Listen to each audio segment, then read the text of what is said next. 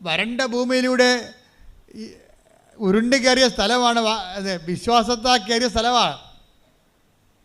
അവർ കാനാൻ ദേശത്ത് നിന്ന്, അവർ ഈജിപ്തിൽ നിന്ന് വരുമ്പോഴേ ഈ കാനാൻ ദേശം ഈ ജോർദാൻ നദി മുറിച്ച് കയറുന്നത് സമറിയയിലാണ് കയറുന്നത്. അപ്പോൾ ഇസ്രായേൽ ജനം വിശ്വാസത്തിൻ്റെ വലിയ മുന്നേറ്റം നടത്തിക്കൊണ്ട് കയറിയ ആ ഒരു സ്ഥലത്താണ് ഈ കിണർ കുഴിച്ചിരിക്കുന്നത്. ആ വിശ്വാസത്തിൻ്റെ കിണറിലെ കർത്താവ് വരുമ്പോൾ ഒരു സ്ത്രീയെ കാണും. അവർ വെള്ളം കോരാൻ വന്നതാണ്. അപ്പോൾ കർത്താവ് അവളോട് ചോദിക്കും, എനിക്കിത്തിരി കുടിക്കാൻ തരുമോയെന്ന് ചോദിക്കും. അപ്പോഴുടനെ ഇവളെ ജാതി പറയും. ഉടമ്പടിക്ക് നമ്മൾ ജാതി പറയത്തില്ല. എന്താ കാര്യം?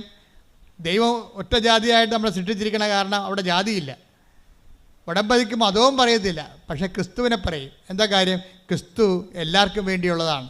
കാര്യം 2:30 ലൂക്ക 2:30 എടുത്ത് ശ്രദ്ധിക്കട്ടെ. ഹല്ലേലൂയ ഹല്ലേലൂയ ഹല്ലേലൂയ ഹല്ലേലൂയ ഹല്ലേലൂയ. യേശുവേ നന്ദി. ഹല്ലേലൂയ ഹല്ലേലൂയ. യേശുവേ ആരാധന ആരാധന.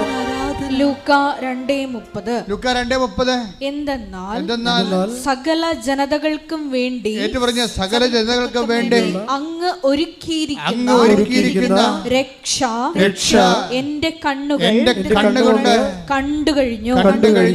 അപ്പൊ ക്രിസ്തുവിനെ ഒരുക്കിയിരിക്കുന്നത് ആരാണ്? ആർക്ക് വേണ്ടിയാണ്? സകല ജനങ്ങൾക്ക് വേണ്ടി. കൈയടിക്കട്ടെ, ശ്രദ്ധിക്കട്ടെ. ഹല്ലേലൂയ ഹല്ലേലൂയ ഹല്ലേലൂയ ഹല്ലേലൂയ ഹല്ലേലൂയ ഹല്ലേലൂയ പരിശുദ്ധ പരമദിവ്യകാരുണ്യത്തിന് ആരാധനയും സ്തുതിയും പുകഴ്ചയും ഉണ്ടായിരിക്കട്ടെ. നമ്മള് ലൂക്ക യോഹന്നാന്റെ 21:6 കണ്ടിരിക്കുന്ന പത്രോസല്ലേ, എല്ലാവരെക്കാൾ അധികമായി സ്നേഹിച്ച പത്രോസ്. അങ്ങയുടെ ആദ്യത്തെ സാക്ഷരതാ നിലവാരം എന്തായിരുന്നു?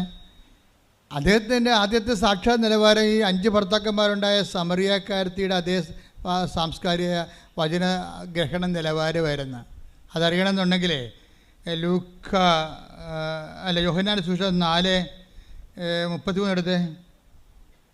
യോഹന്നാൻ 4:33 ആരെങ്കിലും ഇവന് ഭക്ഷണം കൊണ്ടുവന്ന് കൊടുത്തിരിക്കുമോ എന്ന്